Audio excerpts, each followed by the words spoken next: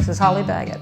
Well, this past summer I was on medical leave from my job. I was being treated for breast cancer, and I had a lot of time on my hands, and so to fill my time, I got in touch with their volunteer coordinator, former student of mine, and that summer I volunteered for several hours and keeping the center open during the day.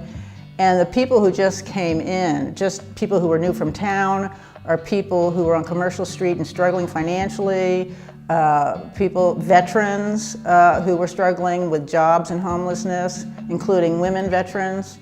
The fact that I was able to not just say, here's the resource, here's a telephone number, but just have the time to sit down and talk with them about their lives, where they were from, what they were struggling with. You know, it seemed much more important for both of us than that piece of paper, that phone number I could give them. And I remember this one woman coming in. She was a veteran, and she was really struggling on a number of different levels. And she came in several times, and we were just like two women, we were about the same age, sitting and talking. And then a few weeks after I stopped that, we ran into each other in the chemotherapy room at Mercy Hospital. And she had been diagnosed with breast cancer as well.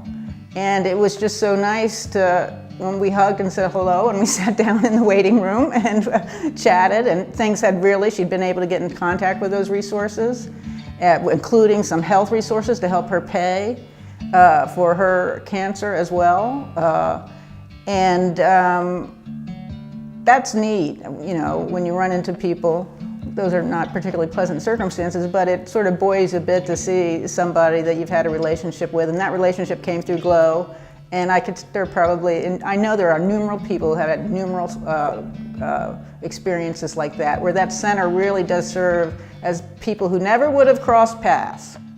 When I would have been sitting in the hospital next to this woman and never had known her if our paths hadn't crossed, and we'd had a lot of deep conversations in the center on summer afternoons, and gave her some solace from the loneliness she was dealing with at the time. And little did she know she was about to face a bigger challenge. And we stayed in touch, and we're survivors together now. And you know, that's what a community center is about.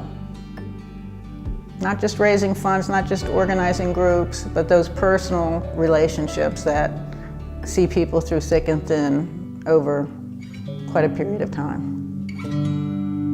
My name is Holly, and I am proud to say I'm GLOW.